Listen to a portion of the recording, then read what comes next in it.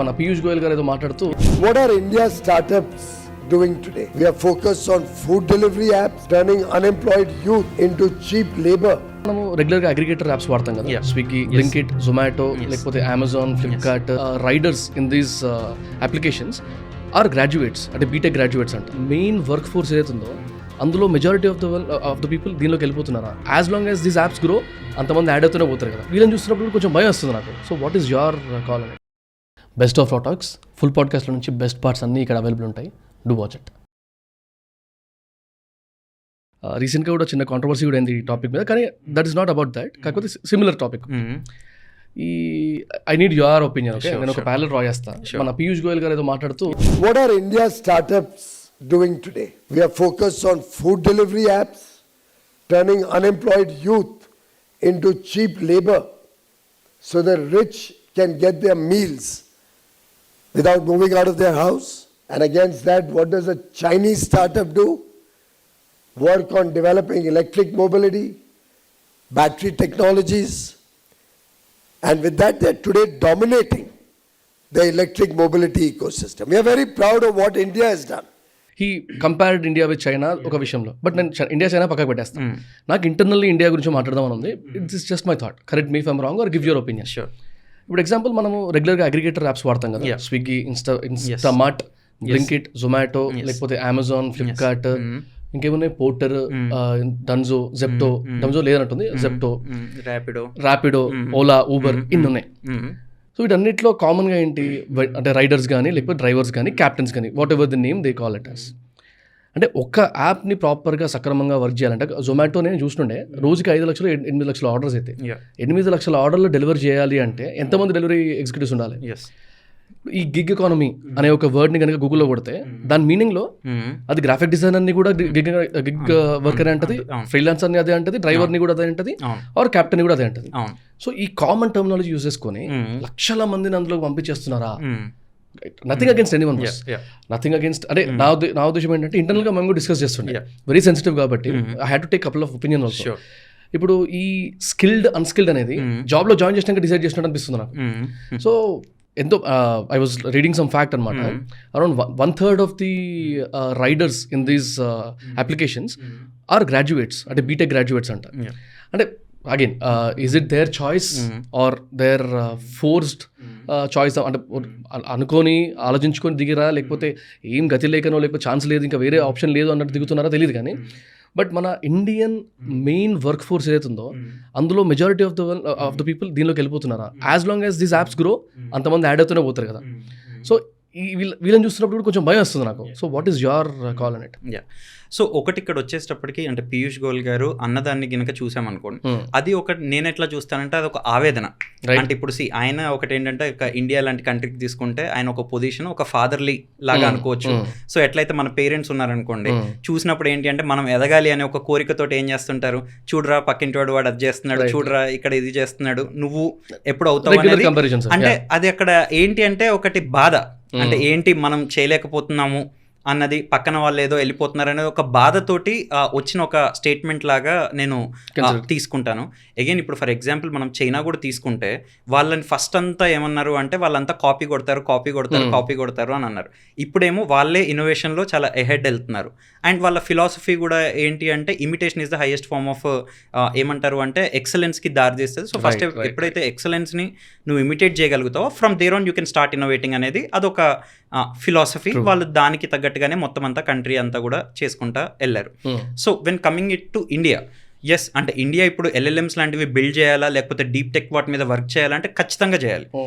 ఇప్పుడు రేపు పొద్దున ఏమవచ్చు అంటే ఈ రోజు అంటే మనం డిఫరెంట్ ఎల్ఎల్ఎంస్ అన్నింటినీ యూజ్ చేస్తున్నాం. వాట్ ఇఫ్ లెట్సే ఈ కంట్రీస్ యూఎస్ అయి ఉండొచ్చు, లేకపోతే డిఫరెంట్ కంట్రీస్ అయి ఉండొచ్చు, వాళ్ళు కనుక ఆ ఇంటెలిజెన్స్ ఇండియా యాక్సెస్ చేయకూడదు అనేలాంటి రిస్ట్రిక్షన్స్ పెట్టారనుకోండి.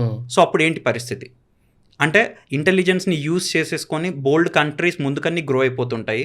సో ఈ కోర్ ఆఫ్ అంటే ఏదైతే ఫౌండేషన్ ఉంటుందో ఆ ఫౌండేషన్ మీద కనుక మనం వేరే కంట్రీస్ మీద డిపెండ్ అయితే రేపు పొద్దున వాళ్ళు ఏమన్నా రిస్ట్రిక్షన్స్ ఏమన్నా పెడితే అంటే సో ఓవరాల్ మన కంట్రీ గ్రోత్ అవన్నీ కూడా ఏంటి అంటే పక్కనోడి చేతిలో పెట్టినట్టు అవుతుంది.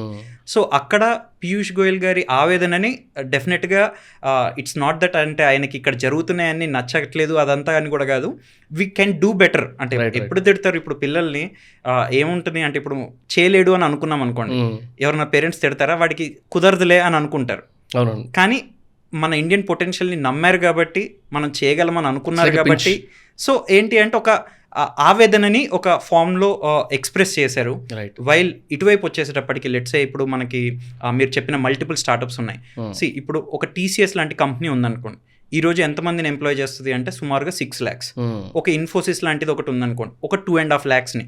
అండ్ దానిలో వచ్చేసేటప్పటికి ఎంట్రీ లెవెల్ శాలరీ వచ్చేసేటప్పటికి సుమారుగా ఒక 30,000 లాంటిది ఉంటుంది అనుకోండి, రైట్?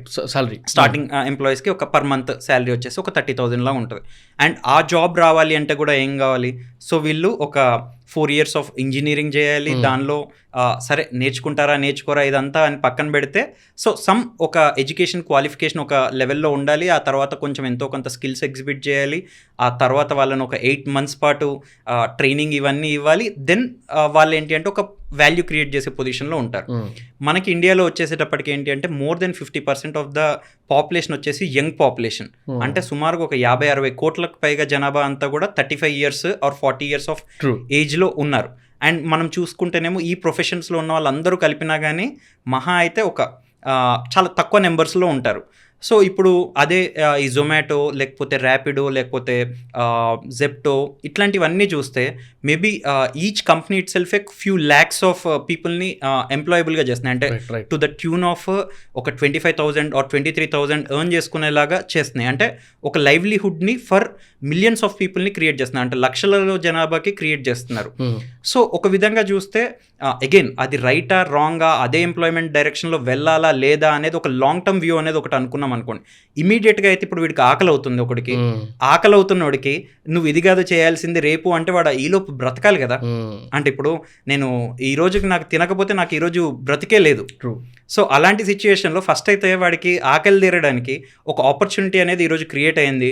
సో ఆపర్చునిటీ క్రియేట్ అయిన తర్వాత వాళ్ళు ఏం చేస్తారు, ఆ డబ్బులు వచ్చిన తర్వాత అనేది అగైన్ దేర్ చాయిస్. వాళ్ళకి ఈరోజు అయితే ఒక ఎంప్లాయ్మెంట్, ఒక opportunity to earn some money and వాళ్ళ పేరెంట్స్ మీదో లేకపోతే ఫ్యామిలీ మీదో లేకపోతే ఇంకొకళ్ళ మీదో డిపెండ్ అవ్వకుండా, సో వాళ్ళు ఏంటి అంటే they are making their effort to live by themselves, right? And అక్కడ కూడా ఏంటి అంటే డిగ్నిటీ ఆఫ్ లేబర్ అనేది కూడా ఒకటి గమనించాలి. అంటే ఇట్స్ నాట్ దట్ ఈరోజు ఏ వచ్చిన తర్వాత ఐటీ ఆఫీసులో కూర్చునే వాళ్ళందరినీ లేబర్స్ అంటున్నారు, కోడ్ రాసేవాడు అందరినీ, ఎందుకంటే ఏ వచ్చేసి రాస్తుంది అని. సో ఇదొక ఫార్మ్ ఆఫ్ లేబర్, అదొక ఫార్మ్ ఆఫ్ లేబర్, అంతే. సో అక్కడ dignity of labour point of వ్యూలో చూసుకుంటే ఏంటి అంటే each one is a respectable job in their own way. వాళ్ళు ఒక వాల్యూ క్రియేట్ చేస్తున్నారు, వాళ్ళంతటా వాళ్ళు కష్టపడి వాళ్ళ డబ్బులు వాళ్ళు సంపాదించుకుంటున్నారు. ఆ వచ్చిన డబ్బులతోటి వాళ్ళు ఏం చేస్తారు అంటే వాళ్ళు ఇంకా ఫర్దర్గా ఎన్హాన్స్ అవ్వడం మీద ఇన్వెస్ట్ చేస్తారా, లేదు అక్కడికే తృప్తి పడతారా అనేది అయితే జెప్టో వాడు చెప్పట్లేదు, ర్యాపిడో వాడు చెప్పట్లేదు, ఎవరు చెప్పట్లేదు. సో వాళ్ళు ఏంటంటే they have created an avenue to make some money and make there livelihood. At the same time వేరే వాళ్ళకి వాల్యూ క్రియేట్ చేయడానికి కూడా ఒక ఆపర్చునిటీ ఆర్ ఒక ప్లాట్ఫామ్ ఒకటి బిల్డ్ చేశారు. సో వేర్ అందర్ స్టేక్ హోల్డర్స్కి కూడా ఒక విన్ విన్ అయ్యేటట్టుగా ఒకటి చేశారు. సో దానిలో పార్టిసిపేట్ చేస్తారా లేకపోతే చేయరా అనేది ఒక ఇండివిజువల్ చాయిస్. ఆ వచ్చిన డబ్బులతోటి ఏం చేస్తారు అనేది ఒక ఇండివిజువల్ చాయిస్. నా ఒపీనియన్ కూడా it is nothing against these apps, nothing against these people. అంటే చిన్న చూపు చూస్తున్నట్టు కూడా కాదు. నా ఉద్దేశం ఏముండిందంటే ఇప్పుడు ప్రైమ్ ఏజ్ ఒక 20 to 23 years ఏజ్ నుంచి 30-32 years వరకు ఏదైతే ప్రైమ్ ఏజ్ ఉంటుందో అక్కడే మనం నేర్చుకునేది. సో ఆ స్కిల్ డెవలప్మెంట్ ఫేజ్ అనే ఒక టైం ఏదైతే ఉంటుందో ఆ టైంలో కనుక మనం ఈజీ మనీ కోసం లేకపోతే ఫాస్ట్ టెంపరీ సొల్యూషన్స్, డెఫినెట్లీ మీరు అన్నట్టు తినడానికి తినలేకపోయినా లేకపోతే సిచ్యువేషన్ లైఫ్ స్టైల్ని మేనేజ్ చేసుకోనికి ఇది వర్కౌట్ అవ్వట్లేదు అన్నప్పుడు actually they have to take a temporary solution. కానీ నా బాధ ఏంటంటే ఒకవేళ దాని డౌట్ అనే ఒపీనియన్ కాదు అది, దానిలో దిగిన తర్వాత if they are just focusing or following only that for years together 2-3 years అయిపోయింది అనుకోండి, వెనక్కి చూసుకుంటే 2-3 years ఏం చేయలేరు. So that was the main agenda. But ఇప్పుడు నీకు చెప్తాను వంశీ, నాకు తెలిసిన వాళ్ళు చాలా మంది ఉన్నారు. వాళ్ళు ఏం చేస్తారంటే అగైన్ చాలా మంది, కొంతమంది కూడా కాదు, వాళ్ళు ఫస్ట్ ఇక్కడ రాలేదనుకోండి, డబ్బులు స్పెండ్ చేయగలరు అనుకోండి, ఇమీడియట్గా మాస్టర్స్కి వెళ్ళిపోతారు. యూఎస్కో, యూకేకో, యూరోప్కో లేకపోతే ఆస్ట్రేలియాకో ఇంకో ఎక్కడికో వెళ్తారు. అక్కడ ఒక 2 years టైం పాస్ చేస్తారు. అదో రకమైన జనాభా. ఓకే, ఆ 2 years టైం పాస్ అయిపోయిన తర్వాత మళ్ళీ ఏం చేస్తారు, మళ్ళీ ఎక్కడో ఏంటంటే కొంచెం చిన్న జాబ్స్ ఇట్లాంటివి, ఏది మన ఊబర్ డ్రైవర్ కిందనో లేకపోతే రెస్టారెంట్లోనో పనిచేస్తూ ఉంటారు. అక్కడికి వెళ్ళిన తర్వాత కూడా ఏంటి అంటే మళ్ళీ అదే కంటిన్యూ చేస్తూ ఉంటారు. సో నాకు అదేంటంటే ఒక మైండ్ సెట్.